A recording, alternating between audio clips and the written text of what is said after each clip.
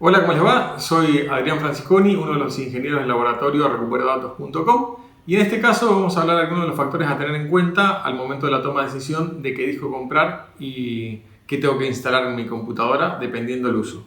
Vamos al caso de la garantía. En el caso de la garantía, por ejemplo, de un Western Digital o común, discos mecánicos, las garantías son solamente por tiempo. Te dicen, mira, este disco tiene 1 año de garantía, 6 meses, 2 años, y simplemente es eso, es por tiempo. Pero en el caso de los discos sólidos, sean este tipo o sean de este tipo, cualquiera sea el tipo, si uno ve la política de garantía, te dice 3 o 5 años o si se cumple el tiempo máximo de TWD. ¿Qué significa eso?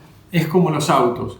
Quiere decir, cuando yo compro un auto, a mí me va a decir la agencia, mira, este auto tiene 1 año, 2 años de garantía o 10.000, 20.000 o 50.000 kilómetros, lo que se cumpla antes. Si yo lo uso mucho y cumplo antes y llego antes a los 10.000 kilómetros, entonces ahí pierde la garantía por más que tenga años.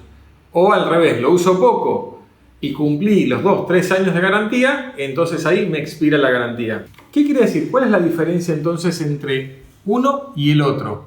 Este está diseñado literalmente para que yo lo use en modo de escritorio. Es decir, que mi tasa de transferencia, la cantidad de archivos que yo lea y escriba por día, no sea más de 10 GB, 20 GB por lo general. Y en base a eso calculan el tiempo de vida y la cantidad de veces que lo uso.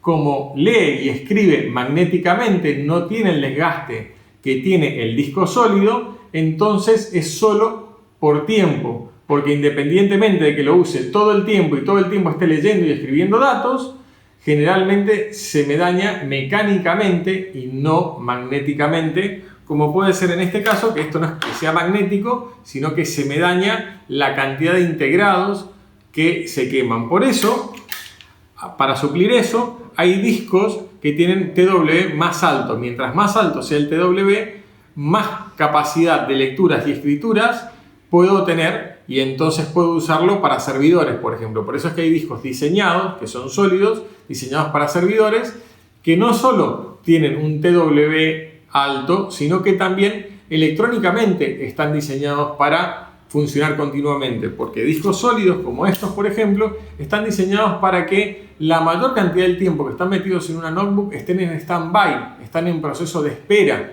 y no es que permanentemente está prendido y está a máxima potencia leyendo y escribiendo, sino que la máxima potencia es muy esporádica y es por picos. En cambio, discos sólidos de servidores, todo lo contrario, tienen un sistema electrónico donde permanentemente le están pegando al disco y permanentemente están leyendo y escribiendo sobre el disco. Entonces, por ejemplo, si usan discos para minar discos sólidos, fíjense que sean discos de servidores, porque los discos comunes de notebook no están preparados para hacer lectura y escritura permanente. O pueden usar discos mecánicos donde tienen garantía por tiempo, no por cantidad de veces que lean o escriban en el disco. Eso es todo, eso quería mostrarles el día de hoy. Soy Adrián Francisconi del laboratorio recuperadatos.com.